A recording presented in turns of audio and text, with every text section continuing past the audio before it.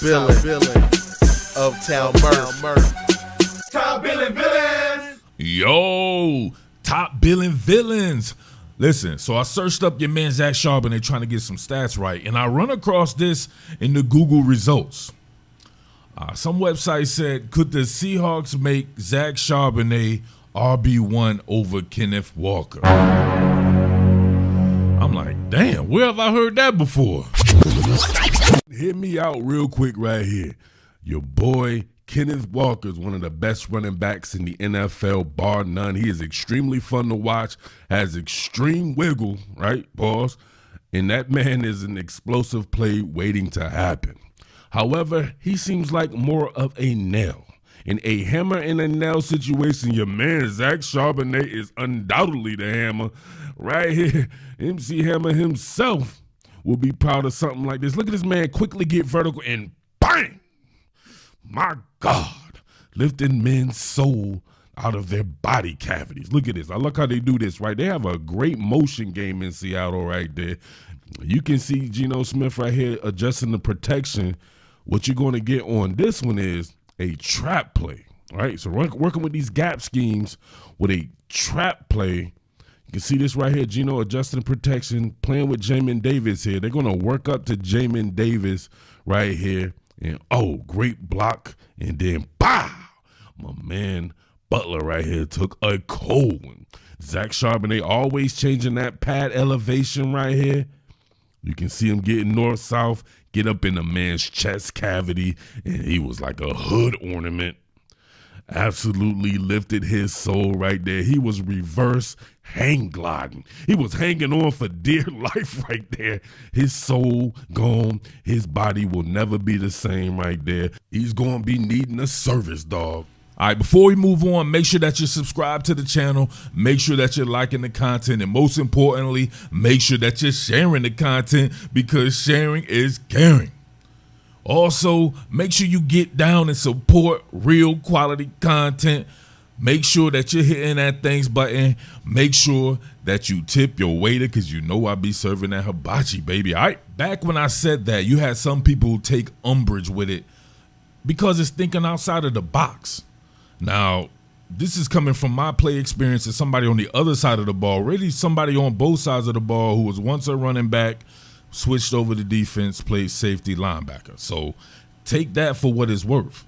Guys like Charbonnet are the ones you don't want to see.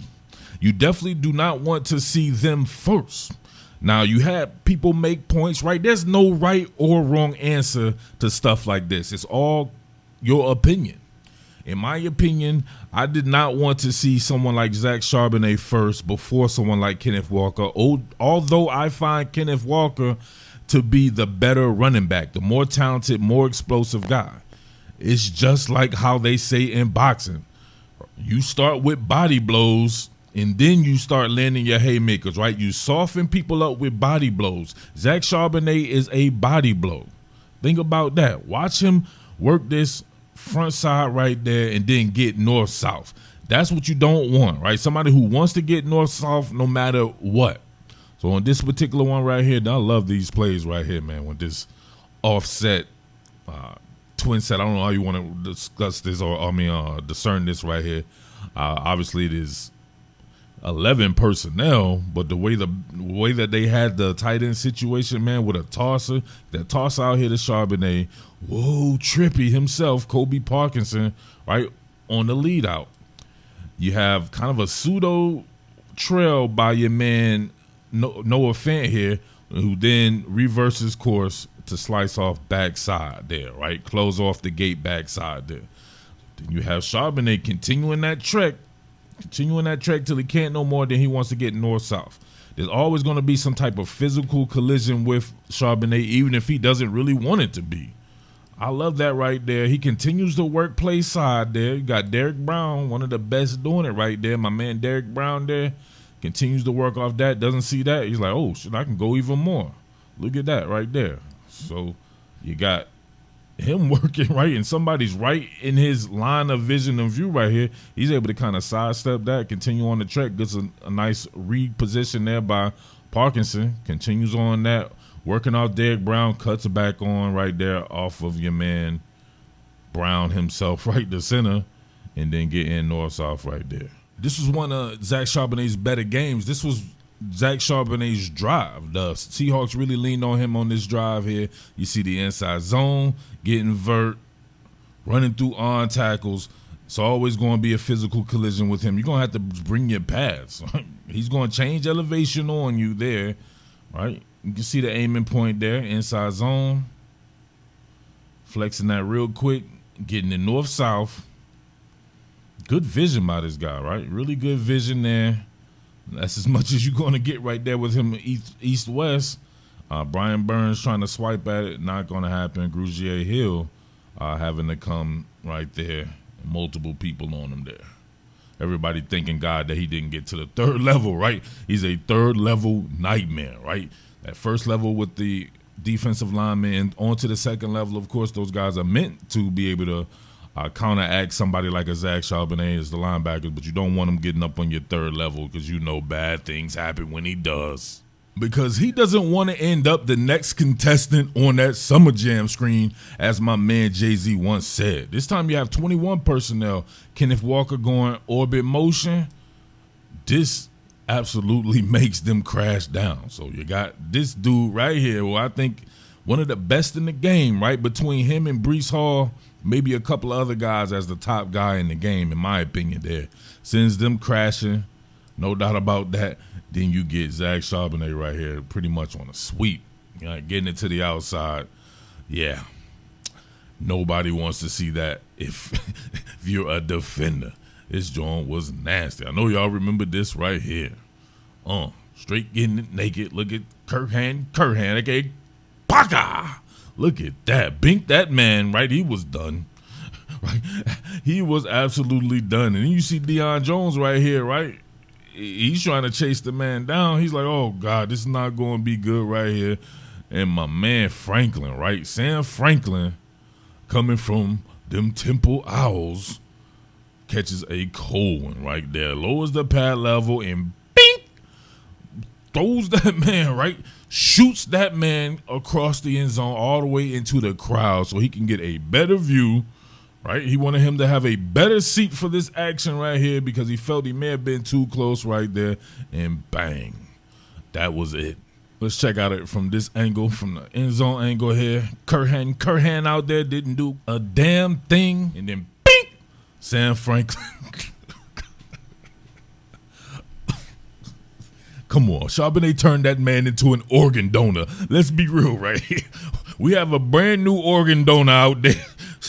Everybody, all these hospitals need to contact the Carolina Panthers right there to grab some organs up out of Sam Franklin because he no longer needs them.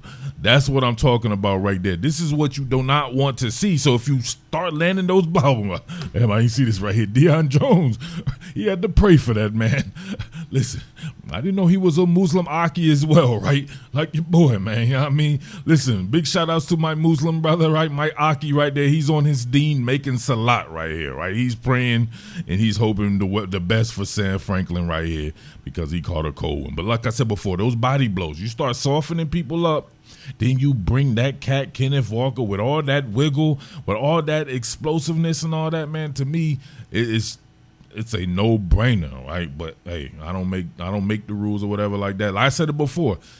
Even if Kenneth Walker ends up getting more carries, his carries will be more efficient because he will be working against a weakened defense. So if he gets more carries, but Zach Charbonnet starts out the game punishing people, right, bringing them to end the team punishment, right, like Tito Ortiz and them, keep grounding, pounding them boys, it's a wrap in my opinion. That is a tough thing to corral, especially with that passing game. But, it's the Seattle Seahawks. Deep down inside, your man, John Schneider, definitely still going to want to pound that run game out and get those boys in there. So even on that particular run where he got those guys or Zach Charbonnet got those carries, it was Kenneth Walker who finished it off rather easily, actually. And, there you go, man, that particular 1-2 punch. So I had to come back with that because I had people thinking, like, I'm talking up Kenneth McIntosh, right, or Kenny McIntosh. Everybody got to be named Ken and Kenny, right? Your man Kenny McIntosh, K-Mac, and that I was forgetting about Charbonnet. Nah, it's not that. I believe that man to be damn good. It's like a 1A, 1B, 1C kind of deal right there. All those dudes very talented there.